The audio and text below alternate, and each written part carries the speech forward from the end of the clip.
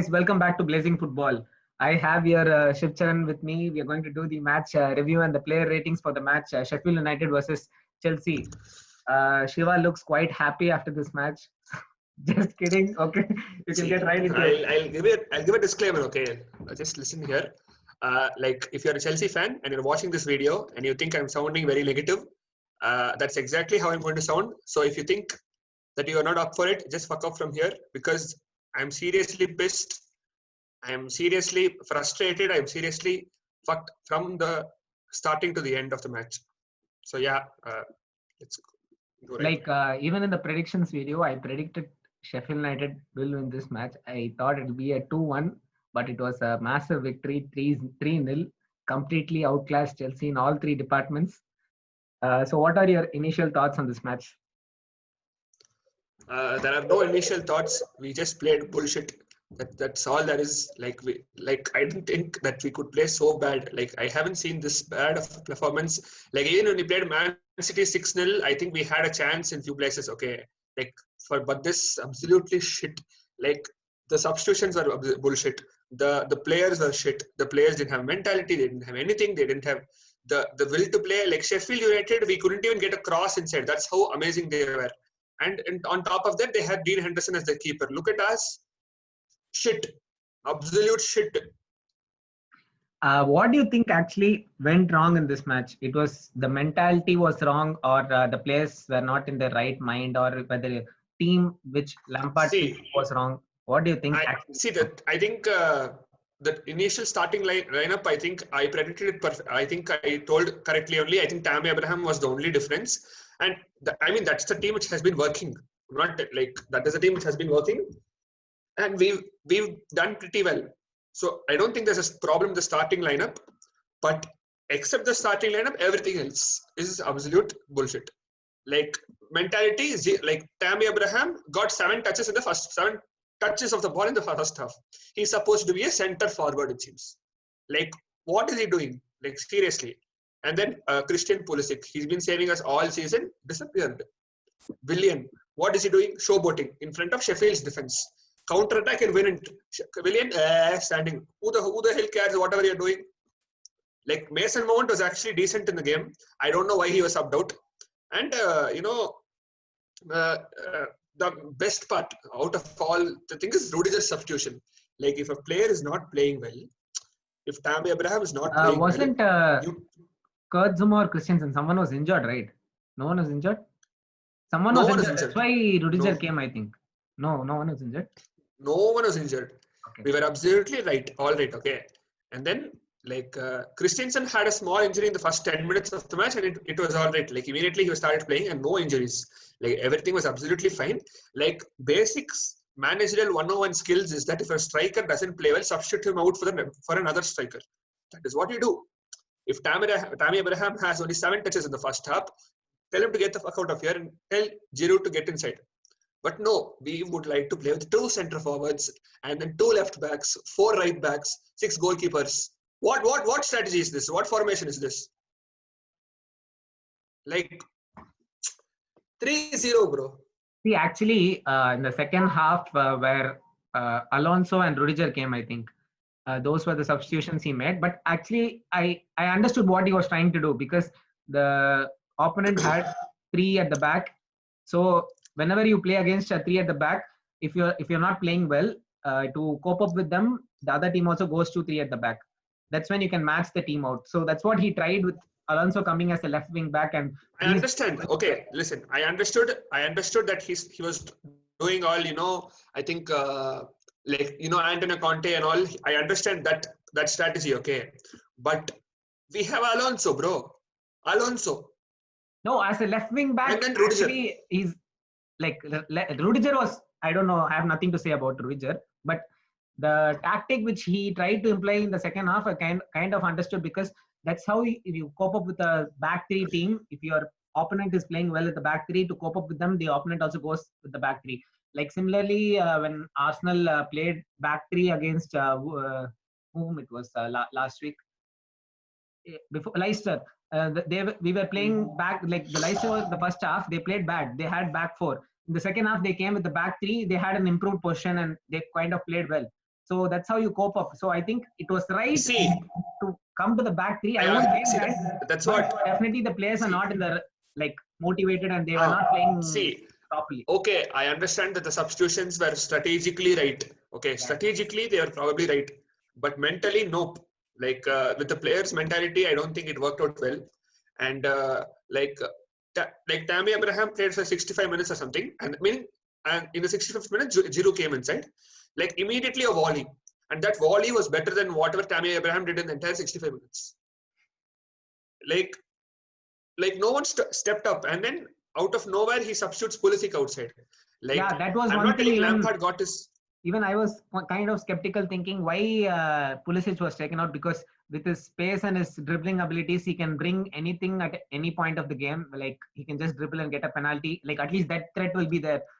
With having two Exactly. strikers, Like, and also in the first 20 minutes, I think I forgot the name. I think one guy got yellow card who was against Pulisic.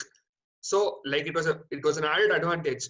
But the thing was that fellow didn't have a lot to do itself. And then this 36-year-old defender, I forgot his name also. I don't Jagielka. want to remember Phil anyone also. Jagielka. Exactly. He's the That's oldest what player happened to in me. Premier League football right now. And he's like Tammy Abraham couldn't do anything against him. Like seriously, bro. Like I didn't know. Like so, like meaning if you had lost, in the initial stages and all, no, I would have not been so frustrated because Chelsea FC gave me the hope of a probability of finishing top 4 with the transfer ban, with not signing players in the January transfer window without Eden Hazard. I was like, oh my god, this is like academy powered up and all. I was like full, excited. And then in the end, where there's like 4 or 5 matches left, 3-0, 3-2 with West Ham and Sheffield United, what do you expect me to be?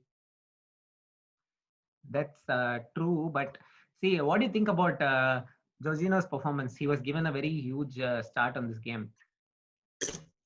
Bullshit. He like I did like literally during Crystal Palace match, I was literally very happy with Jorginho. Okay, like when Gilmour went away and Jorginho came in, he literally wasted so much of time properly, and he gave like whatever job he did perfectly, he did, and no miss passes. So I was like, if you see my preview also, I was like excited. Okay, Jorginho is going to do this, Jorginho is going to do this, and then boom, pass after pass, shot after shot, randomly giving it to Sheffield players. And I think you have to even praise Sheffield United for this. Actually, they played quite well in this game. See, I agree totally. Okay, it was not like there are a lot of people who are telling that it is a bad day for Chelsea. Nope, it is a good day for Sheffield United. Like seriously, yeah, they played quite well this game. Like it was an important game for them, and dominated. They stepped up for it. Like we had 75% possession. What is the use? Nothing. They had 25% possession and scored 3 goals.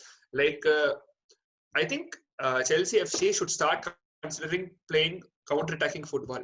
Like if any of the Chelsea fans see it, please put it outside. Chelsea start playing counter-attacking football.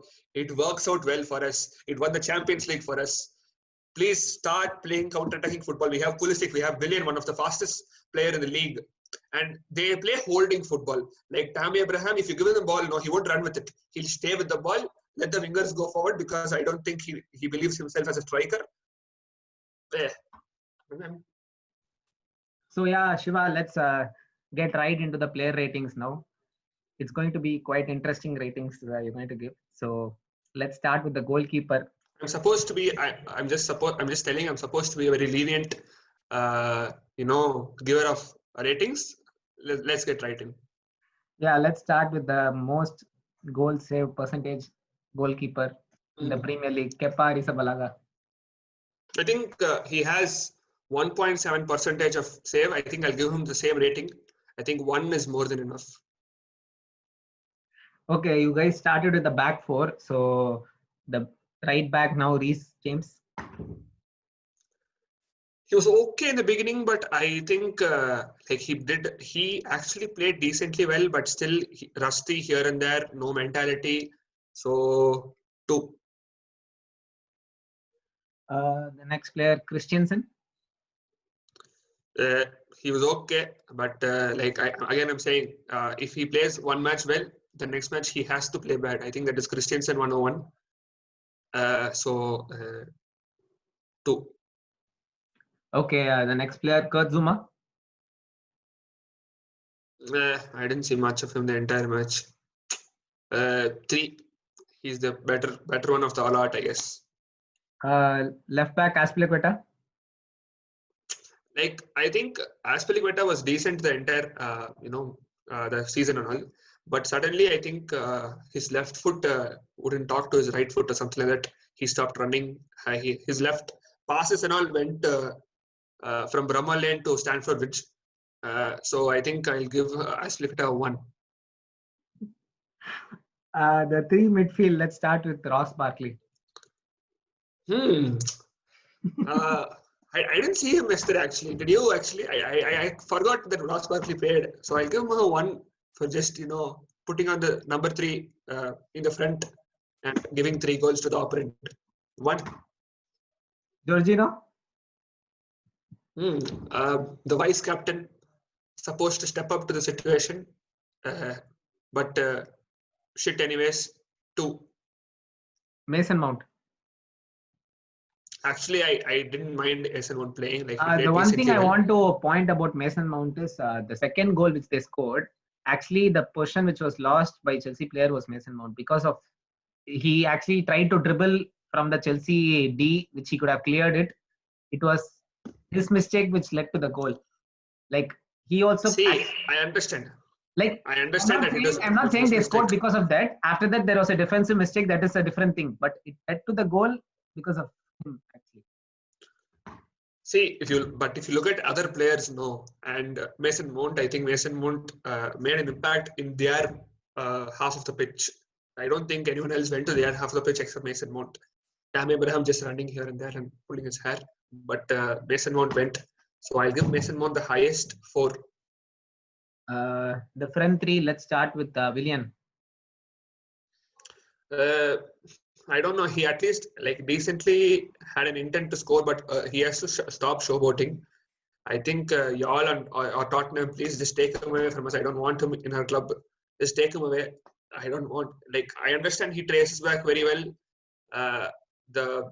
He's supposed to be Mourinho's man, so let him go under Mourinho. Or if you want a black David Lewis, you have Willian. Just take him away. No, you're fine. You're fine. You don't want him. 2. Pulisic. Like he didn't play better, like as good as he played in other matches, but still, he had only so much of time to play. I mean, 60 minutes or something, which is a lot of time. But I think the end moments he could have played. So I'll give Pulisic a 3, I guess. Okay. The top striker, Tammy Abraham. Tammy fucking Abraham. I don't know. I'm literally pissed with him. I'll give him 0. Actually, like even though the Chelsea fans are quite against him, yeah, like he didn't perform well, but you have to give it to him and his performances which he put up like in the start of the season, due to which you are in this position right now. Like he gave those goals. I understand. There and no one was there. He was the one who was scoring goals. Like where is that Tammy Abraham? Like I accept like he didn't play well, but I don't understand the Chelsea. Like other fans are bullying, like bantering him. That is a different thing because that's what the other football fans do. But Chelsea fans itself going against him is kind of like too harsh, according to me. Because I think Chelsea fans going. No, actually, like even in the. I think our post-lockdown only Chelsea fans have been against Tammy Abraham. Yeah. I think before that we backed him. I think I don't like to say it a lot, but there are a lot of small Chelsea fans. Like I don't want to say it out loud, but I think I have to say it. Plastic fans, and they just watch it for the fun of it. And like basically, there are a lot of fans who came to us during the Europa last year. And just because we win a trophy every year, I think there are fans who just support us, not for the connection that a fan should have with the club. Those fans, I think, will stand behind him. I personally like him. I'm not saying he's a bad player. All I'm saying is he got compared to Drogba. Okay, Drogba. And look at him now. What is he doing? Like Drogba is supposed to. Like Drogba had played 12 finals, scored in 11 of them. Look at Tammy Abraham now, fucking bottling against Sheffield United. Okay. So yeah, Let's get right into the substitutes right now. The two substitutes which came during the halftime, which yeah, very changed the implemented. formation. Rudiger, Agent Rudiger, and Marco Alonso. I think Rudiger should stop wearing the Chelsea jersey. Go wear a coat, talk German, bring German players inside. That's all he should do for us. Uh, I don't know, less than zero something. Zero. Okay, Alonso. Like at least Azpilicueta's left foot weakness was overcome by Alonso just because he's a left foot, but that doesn't mean he got a lot of chances to even go and attack and all. 2. Okay, Olivier Giroud. See, actually, like the striker difference post lockdown and pre lockdown has changed. Okay, like before lockdown or before quarantine or whatever, Giroud started against Bournemouth and he didn't do anything, like literally nothing. And like I was like, okay, this is why Tammy Abraham is better. But I don't know how Tammy Abraham has supposedly lost his form. I understand that he scored a very important goal against Crystal Palace. All agreed. He's put us in this place, whatever. But he's lost his form. I think he he should get it back for us to survive in the top 4 definitely. So I think Giroud, I'll give him a 2. Being an Arsenal fan, I can definitely tell you about Olivier Giroud. Actually, the thing is, he cannot actually dribble players, but definitely he has a presence in the box. Like he's a poacher. Like he, as a striker, he knows where to be at the right moment and just tap in and stuff like that. He's perfect. And the link up plays he does with the team is absolutely good. He holds the ball and does the link up play that is not perfect. The only thing you can't expect from him is to dribble and like run fast. He's not fast, that you have to accept. But when he's in the D, he's quite clinical actually. Like he finishes. Agreed. Totally agreed. Totally agreed. But pre-lockdown, he was. Yeah, even I was expecting Olivier Giroud to start this match actually because the performances which in the last 2 games, I thought definitely he'll be starting above Tammy Abraham. But I was actually happy that Tammy started. I was actually happy that Tammy started because I love Tammy. Okay, like I was like, okay, this is it. Because Tammy scored 2 against Sheffield last time he played Sheffield, but we still bottled it 2-2, whatever. But this time I was like, okay, Tammy's back. I think like if Lampard has given a tick mark to a player to play in the field, it means that he's actually performed in the training. So it's like, okay, Tammy is back, meaning Tammy is back to form. Tammy stopped rusting, and I was happy. 7 touches. Okay, the last player, Callum Hudson-Odoi. He was actually pretty decent, to be honest. Like he's raw talent and he played decently well. So I guess I'll give him 3. Okay, lastly, I want you to rate Frank Lampard for this game. That's actually very difficult. The thing is, his starting lineup is right. Strategically, he thought right. It is all wrong on the player's mentality. But I think he could have done a little better for the first time. The thing is, like every Chelsea fan, if Lampard is sacked or something, I don't think I can take it. I'll probably cry myself because Lampard is a huge player for us, and getting sacked by the Chelsea board itself is like very bad. That's why I've been no Chelsea fan will ever tell anything bad about Lampard because they're scared to. So I think I'll give him a 8 or 7. Okay, before ending this video, I want to ask you about one thing. The new sponsors, you have 3 on your jersey. Is this has like just look at this? The first, like you wore the jersey first match against West Ham, where the score was 3-2. The second game you played with the jersey against Watford, it was 3-0. You won. Third game you played against Crystal Palace. Keep reminding me, correct. Third game against Crystal Palace, it was 3-2. The fourth game is again 3-0. Like the 3 is, even though you're winning or losing, the 3 is like there in the either part of the scoreline. What do you think about this new sponsored deal? See, I'll be honest, okay. Like when this 3 was announced, right? Okay, so I was literally happy myself. I'll tell you why. Okay, listen to my theory here. Like Chelsea have performed amazingly well under a mobile company. Oh, okay. Samsung. Okay, Samsung. Like Samsung bought us a lot of success. So I was like, when 3 signed, I was like, yes, this is the revival of Chelsea FC, and like we are going to knock it over everywhere. And you know, we are since it's not a mobile company, but it is at least a network company which is closely related to mobiles, whatever. I was like, okay, this is it. This is what we are going to do. And I think you know, like I was so happy. I was so happy. Like I think we signed 3 when during the January transfer window.